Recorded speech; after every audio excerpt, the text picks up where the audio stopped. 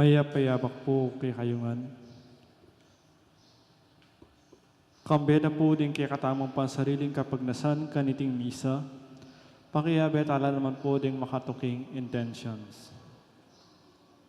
Ing kapasalamatan na po di Celi Francisco Seller and family, Ferdinand and Myrna Leasing and family, Saldi Enriquez and family, Mayor Rodencio and Mrs. Daisy Gonzalez, Chris and Rona Gomez and family, Jose Pepe Hison.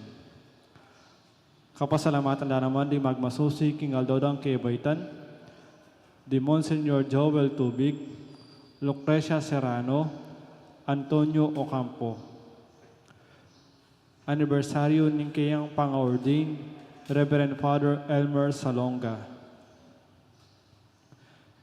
Guidance of the Holy Spirit, Samantha May and Mia Eli Manaloto.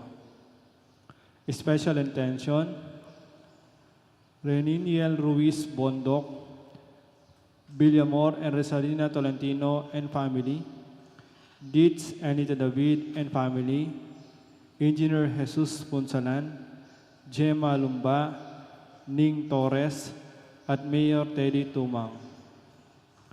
Para king malalagwang kapaldanan dari Megan Centeno, Felipe at Corazon Pajardo, Mark D. Kleiner Bayani, Elmi Ronquillo, Brother Pat Ahos, Feli Ortega, Father Sotero Yutok, Natividad Perez, Espiritu John Kayanan, Joy Manalo, Corazon Barrera, Belia Trinidad, Mark Antonio, Michael Alfaro, Bianca Marie Santiago, Sydney Obenario, Rosel Montemayor, at Aida Ocampo. Para kingalananggang kapainawan ng kaladwadari, Domingo Senior, Lisel, Domingo Jr., Alfredo Senior, Barbara Angel, Salvador Jr., Antonio, Florentino Jr., Eufemia, Charles Edward, Dolores, Bienvenido, Nixon, Ricardo, Lady Iris, Victoria, Florencia, Felicissima, Rodolfo Sr., Marta, Dominador, Consolacion, at ting maldang kaladwa king purgatorio.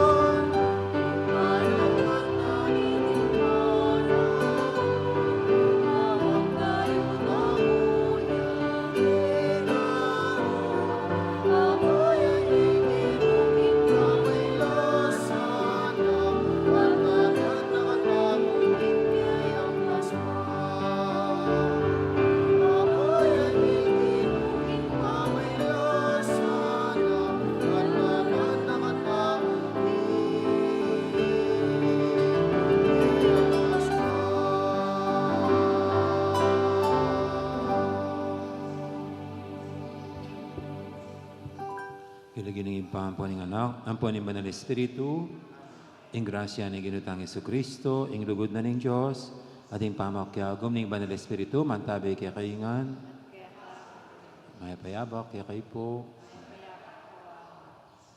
Ante may kakapatad, si Siyantala Panginoon kasalanan tamo, at anyarang dulos na kapatawaran ng nga Panginoon, batay ang karapat dapat pagmasusyan, dating banal na misterios.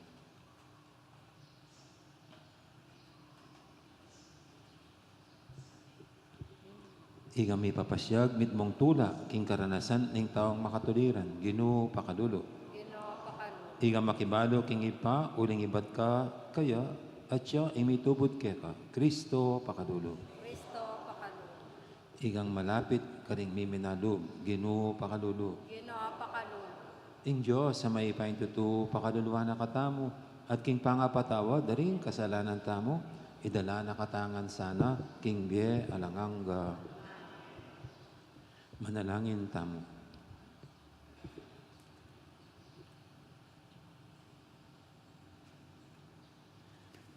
Oy, paming mayupaya, ika, ing pagmula ng sablang bie, balo mo ing kaya kaming kainan.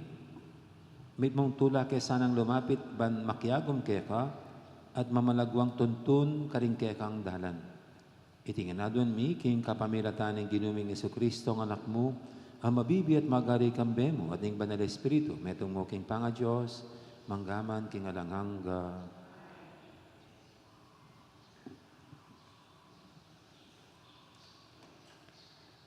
Pamamasang ibad, kinlibro ning kabiasnan. Magkamali ring taong emayap, ning sasabihan da, king saririra. Sa batantala rin taong matulid, uling sa gabal lamo, kaya katamo. Laban la, king sablang daraptan tamo. Sasabihan da, kinlalabag tamo, karing kautusan, at karing kaugalyan tamo. Sasabihan da, kimbalure in Diyos, at sasabihan da naman, king anak nala ning Ginoo. Sa gabal la kaya katamo din taong makanyan. Laban la kaya katamong isipan at daraptan. Masora ka kabud, akit mo la, uling makayaliwala ugali. Mababaing lawera kaya katamo, at antitamon dinat, apangilaganda. Pag maraguldang sasabihan, king injo siya inkarelang ikpa. At sasabihan da pa, king ligaya ingkamtan ding makatuliran, king panyatang ning kawakasan. Lawan tamo nung tutupin, lawan tamo ing malyari karela, potang matenala. Nung anak no pinin Diyos din taong matulid, so panala at iligtas karing kalaban da. Inya subukan tala at panasakitan. Akit tamo, nung nuangga ing karelang kabibabatan. Ibili talaking kamatayan ang makarine, uling sasabyan da, king iligtas nala nin Diyos. Makanyan lang may pagsalita rin taong emayap. Mupin magkamalila. Mabubulag la kindabat dang ustu. Dalabalo ring malalam ng lihim nin Diyos. Dala ayisip, dinggalaling kabanalan, at dimbye alang kapintasan. Ing amano ning Ginoo. Malapit yo ing Ginoo karetang miminalong. Lalabanan na lang ning Ginoo din taong darapat pamikasala at kaya lang lilipulan. Ban makalingwan la.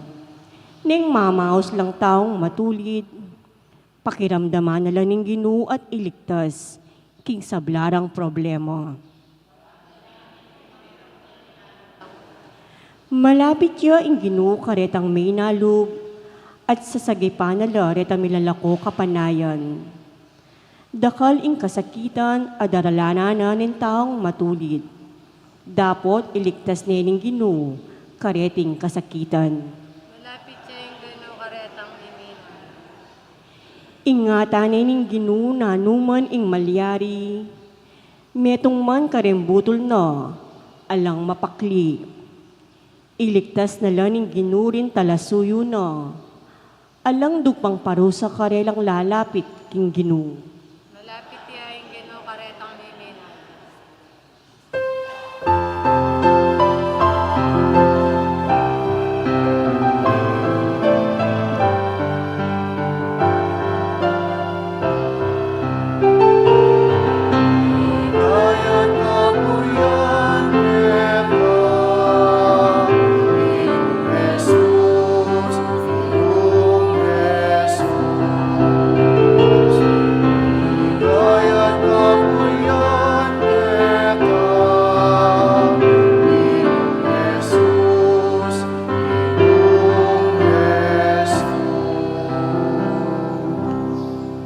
Uli nin lugod ng emunano nin Diyos king yato.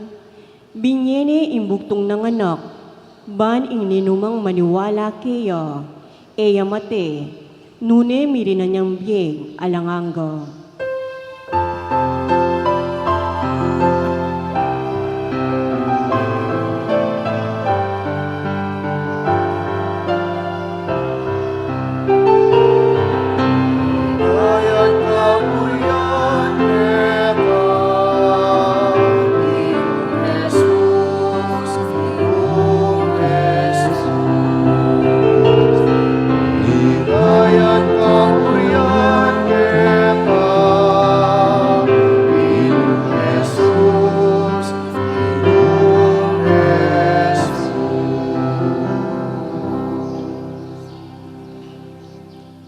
Ang Ginoo manatili kay kayo, pamamasa king may pabalitag pangkang sanwan. King panahon na ito, miglakbe Jesus king Galilea, ay bisang maglakad king Judea, uling burireng paten ding Hudyo. Malapit na kaniting piyesta daring Hudyo, ing piyesta daring Tolda. Kalako daring kapatid na ban makipamiesta, pintaya mo rin ni Jesus, dapat emo hayagan nune pasalikot. Ngarang migsalita, ring mapina na taong Jerusalem. Aliway ti, ing taong burirang paten, pagmasdan niya, magsalita yung hayagan, at talalang asabi laban kaya. Potagalang baludana, ring pamuntok, kingya ing Kristo. Alam makibalo metong man king lugal, apanibatana potang datang ing Kristo. Dapat balutamo nung no karinya ibat ing taong iti. Inyaking pamanuro ng Jesus, kilub ng templo, matibid ng sinabi, talaga kayang baluyo ko at baluyo nung no ko karin menibat. Eko dinatang king sarili kong kaburian. Itamitubod ka na ako tutuya, dapat eye balo. Ako balo ke, uling ibat ko kaya, at siya ing mitubod ka na ako. Uli na niti, burireng dakpan. Dapat alang tinakap kaya, uling pamiras ing oras na.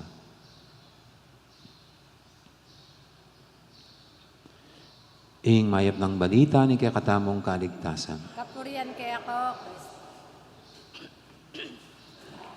Gandang morning po ulit. Kamusta po yung burnout ninyo?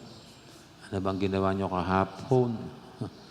Kasi maghapong walang power na nagkaroon tayo kilikili power.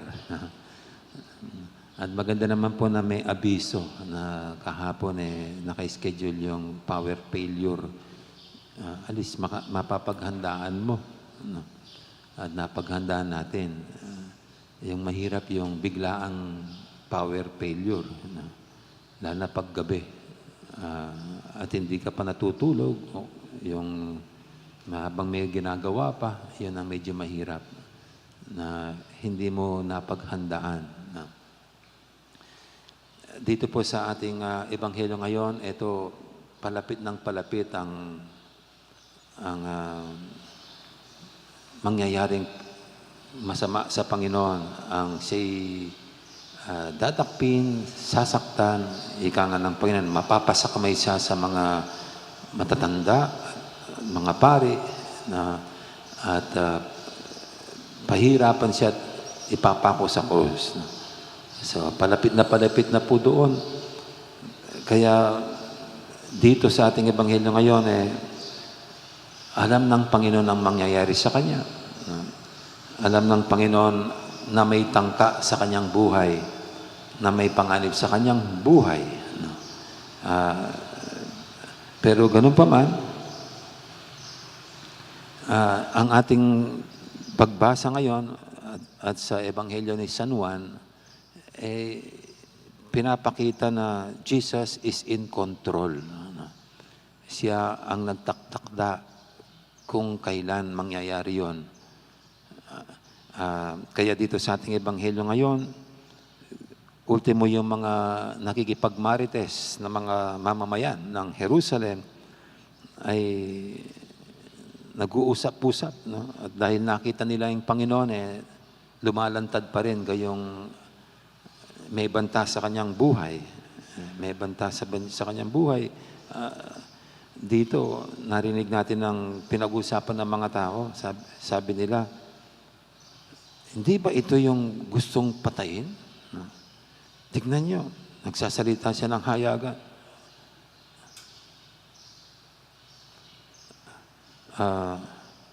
At wala naman masabi, kahit anuman, sabi dito sa ating ebanghelyo. Baka naman alam ng mga pinuno na siya ang Kristo. So ito po yung pinag-uusapan ng mga tao.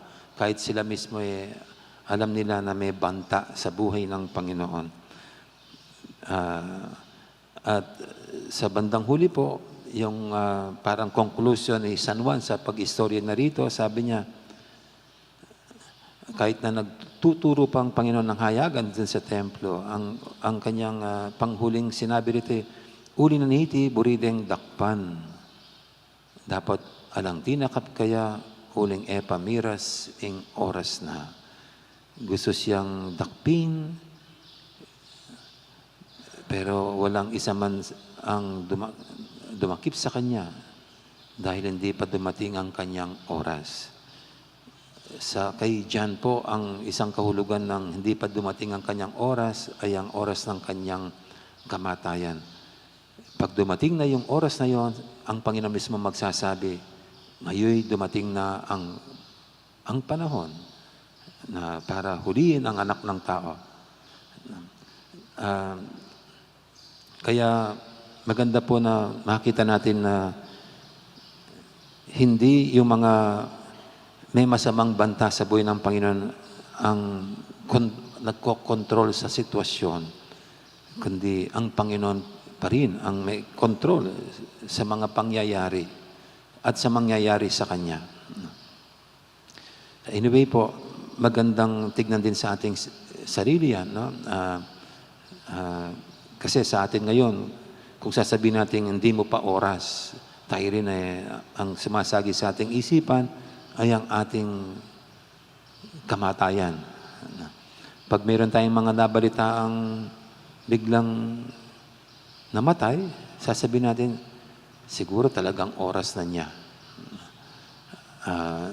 Nakakabigla man, pero mayroon tayong lahat ng oras. No? At siguro yun na yung oras niya. Kaya nung pong biglang namatay yung isa sa aming mga pare, si Father Aris, lahat po kaming mga kapatid niya sa pagkapare, na-shock, nabigla. Pero sa homily po ni Bishop Dong, sabi niya, tayong lahat nabigla sa biglang pagpanaw ni Father Aris. Pero hindi ang Diyos. Hindi nabigla ang Diyos. Kasi alam niya ang oras, ang araw, kung kailan. At siguro dito po sa atin, ganun din. No? Marahil nabibigla tayo kung minsan may mangyayari sa mga kakilala natin o kahit na sa atin mismo. Pero hindi sa Diyos. Kasi siyang nagkokontrol sa mga nangyayari at siyang mawak sa ating buhay.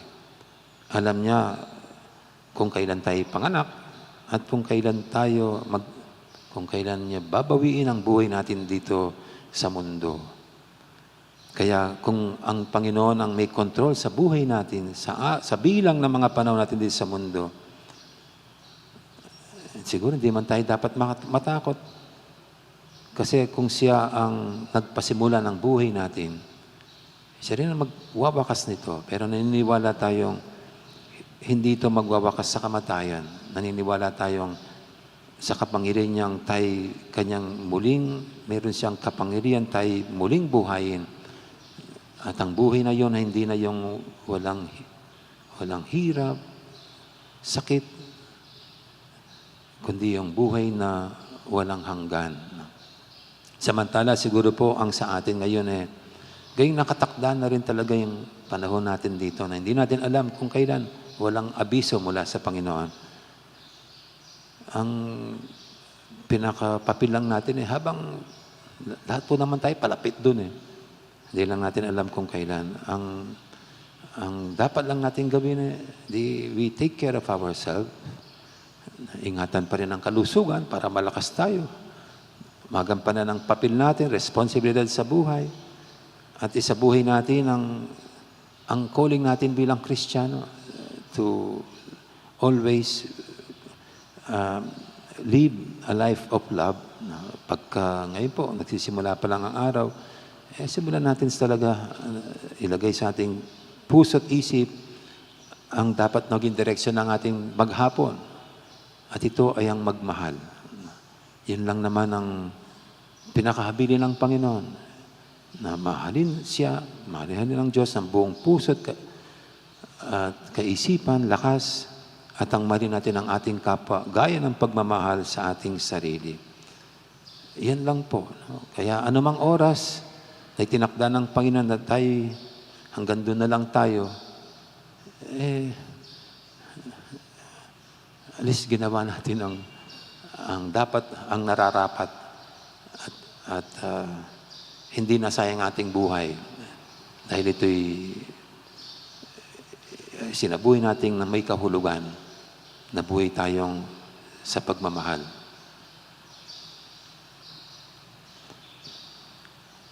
Amen. Ngayon po yung ating idulog sa pintimang kailingan, tayong lahat na pinapaalala ng Panginoon na tayong lahat ay may takda na araw para sa ating lahat. May nakatakdang pagsilang at may nakatakdang pagpanaw dito sa mundo. Siyang may hawak ng ating buhay.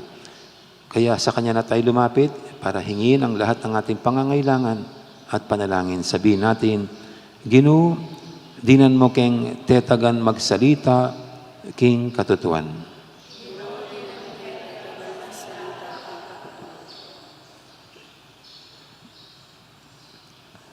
Para karing obispo at pari, kapilan man sana, era tutoknangan ipanaral ing mayap a balita, agyamang iti mga baldugan kaligaligan at pamanalipit karela, ipanalangin taking Ginoo.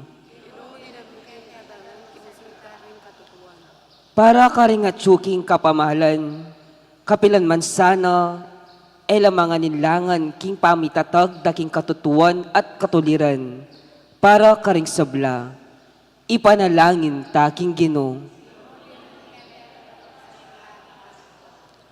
Para karing kapuspalad na niting yato, tanggapan desa ing mayap a balita adarala ng migit para karelang Kristo, ipanalangin taking Ginoo. Ginoo, dinan mo kayong tetagan magsalita aking katutuan. Para kaya katangan, ing uri ning kaya katangbiye, maging paratiya sanang magmasabal karing lalabag, king kautusan at mibibiyang mitmong kaplastikan, ipanalangin taking Ginoo.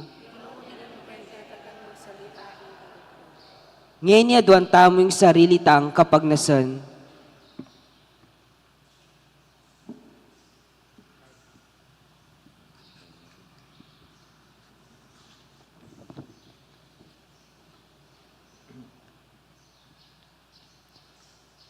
Pagirandam mo ring panalangin mi oy pa, ret ang papasyag ming masikan, adit ang manatiling makasalikod king kabubusalan ding puso mi. Itugtog mo kay kami ing makapasno danum ning kay kang grasya, kapamilatan ng Espiritu Santo, babiyem mo kay kami. Tiyadon mi, kapamilatan ang Kristong ginumi. Amen.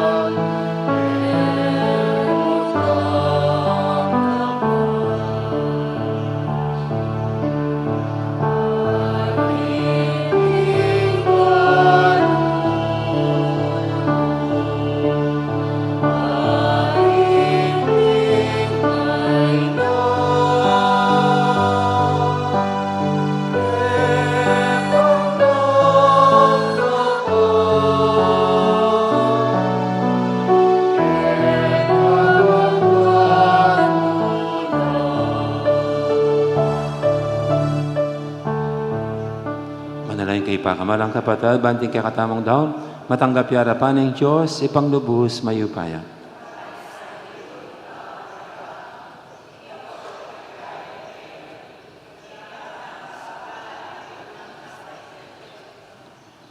O lubos mayupayin Diyos, ing makakayap ng upaya, niting sakripisyo, ikabos na kesana king pamikasala, at so pa na kaming lumapit keka, kambening dali sa puso.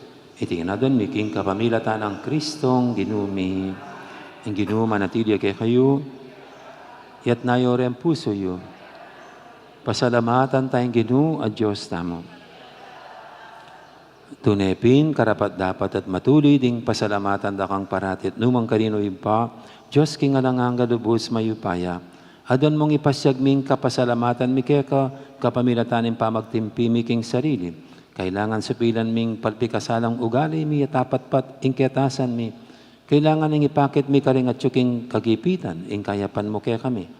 Ulinita kaberi sa Blancoro ring anghel karing banwa, daralit mi kaya kang ligaya ng toknang, ngaming babye, kapurian kaya ka. Banal, banal, banal yung Ginoo.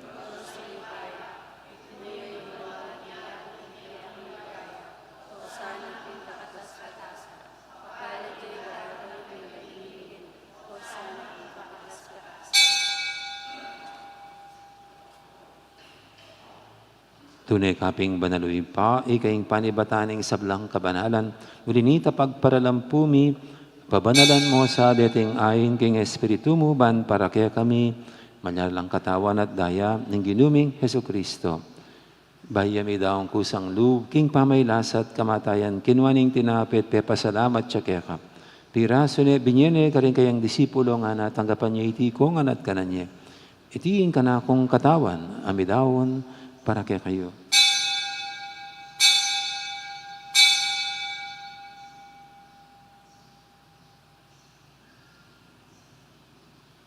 Makanya mo naman kay baning apunan, kinuha ning kalis, pasibayang pepasalamat kaya ka, at binyining kalis, karing kayang disipulo nga natanggapan niyo iti ko, minom ko kaniti. Iti yung kalis, yung kana kong daya, yung daya ning bay talang hanggang tipan. Ami bubu para kaya kayit, para ka rin sablang tao, banket ami patawaran na rin kasalanan. Daptan niyo iti bilang kapigaganakan kanako.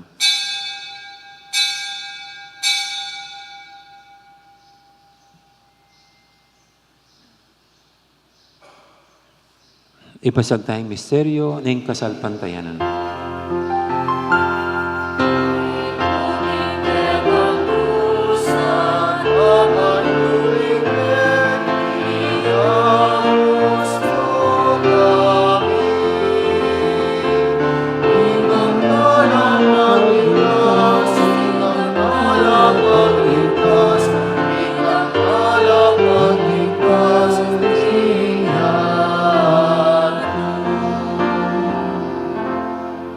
Inyang ini kaganahan mo ipa, in kamatayin at pamanyubli ng may biyaning anak mo, daram ya kaya kaiting tinapin, ing biyating kalis, ing kaligtasan.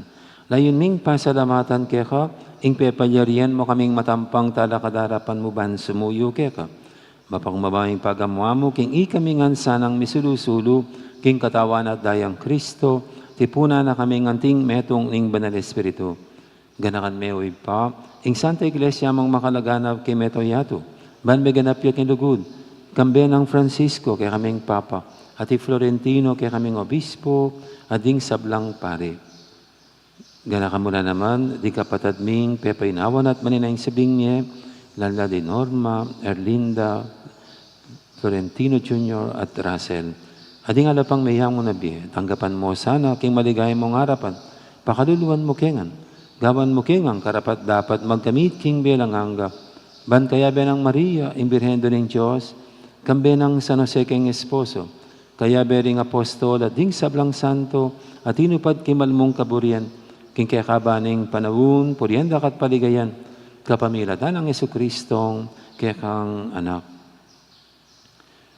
King kapamilatan ng Kristo, kambenat kaya, ipang mayupayang tutu, kagumning banal espiritu, pupurienda kat parangalan, manggaman king alangangga.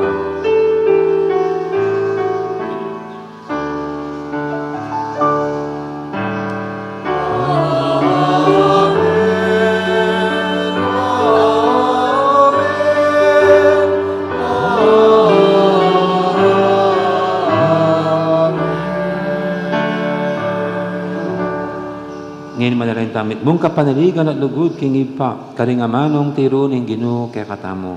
Ipamin, Diyo kabanwa, misang banyilag yun. Datangke kaming kayarian mo, ipaminto ng lugmo, kay tisulit, antibanwa, ing kakanan ni king aldo-aldo, hindi mo kay kami king aldong ini, panipatawad mo kay kami, ring sala mi kay ka, anting pamamatawad mi, karing mi kasala kay kami. Ngayon mo kaya paisaw kintukso, ikabos mo kami, kisablang marok. Ikabos mo kami o Ginoo, kisablang marok, malugod mong ipagkalubing kapayapan, king panawon ni, ban king kasawpan, ing kaya kang pakalulo, parati kaming mikabos, king kasalanan at biligtas, kisablang kaligaligan. Kabang maninaya kami, kambe ni maligayang kapanaligan, king panyatang ng Jesucristo, kaya kaming talapangabos.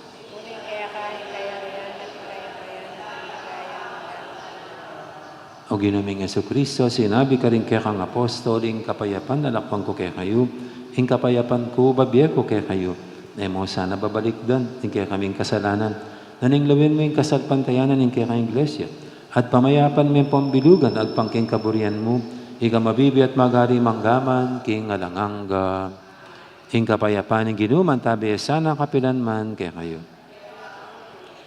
May kakapatatangan po niya, masyatangin po pugayang kapayapan. Kapayapan, kakaingan, kapayapan, kapayapan.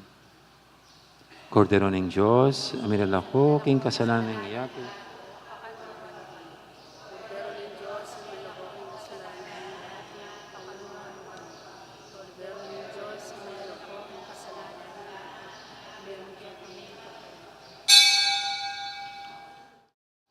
Ngayong malagod at maganakatang Ginoo, ing kordero ng Diyos, sa minalako, king kasalanan ng yato, noon tamong kimbirana, kaniting banal ng komunyon. Ginoo, ek matampang tanggap keka, dapat sa kasmay nga mano mo, kumayap na ako.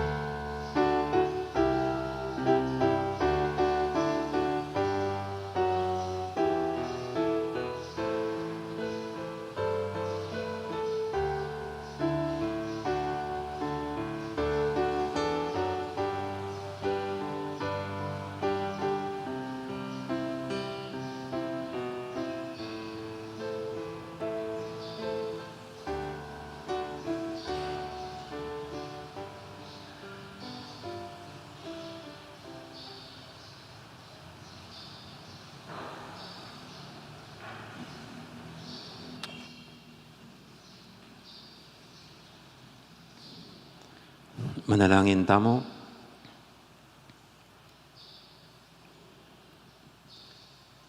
O Diyos, sa ipami, idayo mo kami king matwa at patpikasalaming pamibiyebye at sa pan mo keng manatili ganiting bayong biye.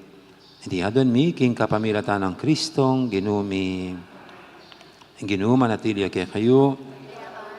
Bendisyonan ako ang aning Diyos sa may paintutub. Ingib pa, amponing anak, amponing banal Espiritu, mayari ning kaya katang kapag masusyan, yaw may tanangin luguran tayong Diyos, ating kapara tamong tao. Salamat, King Diyos. Dakal po salamat, at maya po sa gandang araw, marami pong salamat.